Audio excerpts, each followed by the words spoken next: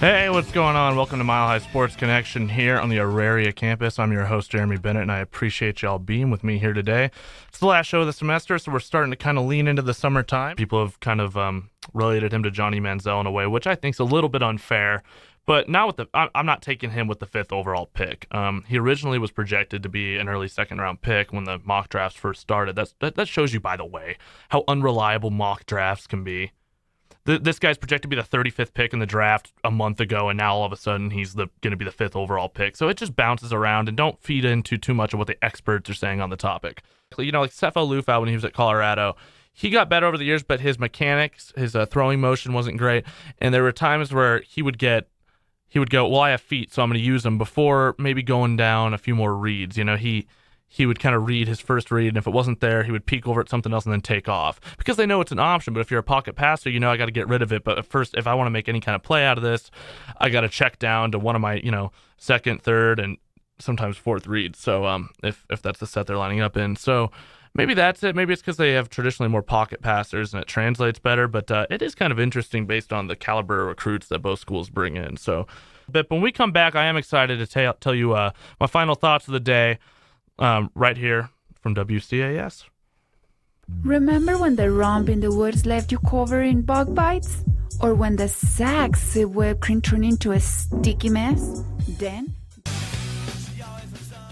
Welcome back to the Mile High Sports Connection. What the hell was that first what was that first PSA that played? There's no one... Okay. I'm trying to get someone's... There's a big curtain in front of me. There's no way anyone can see me in here, and I was trying to get someone's attention. I don't know if anyone's listening on the air. There's a PSA that just played that was like, if you're in the woods, you do not want to sleep with someone in the woods because you come with bug bites, so birth control. It was... What? No one get too offended. I'm just making a joke. But that was... Okay. So we'll get back to sports now.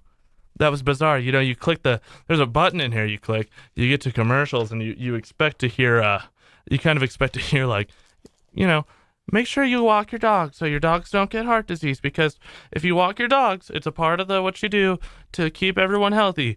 From the ad council and WC, like, you're used to that kind of thing, but when it's like, you put the condom on. Once the condom's on, you safe, but birth control's okay from the ad it's just... I always try to get phone calls in here, by the way. Let me do a little side note here.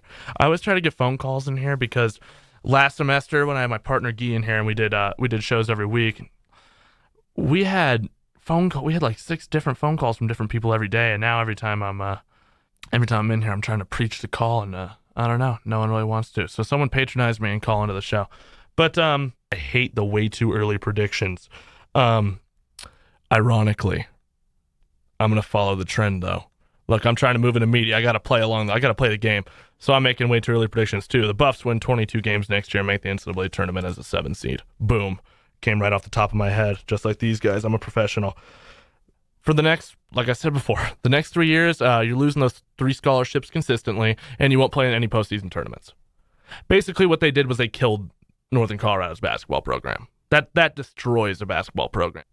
That Louisville wasn't doing coursework for their players. No, they weren't doing coursework for 17-year-old kids. They weren't helping kids pay for classes, which is illegal and wrong, but they weren't doing those things. No, what they were doing was having recruiters and boosters pay strippers and prostitutes and got a little bit of cocaine involved to basically sleep with, party with, and further attract players to university. They hired prostitutes to sleep with 17, 18-year-old kids who wanted to play college basketball at their school. You're telling me their program doesn't get 3 years? They don't get 3 years of the same thing UNC got, if not worse?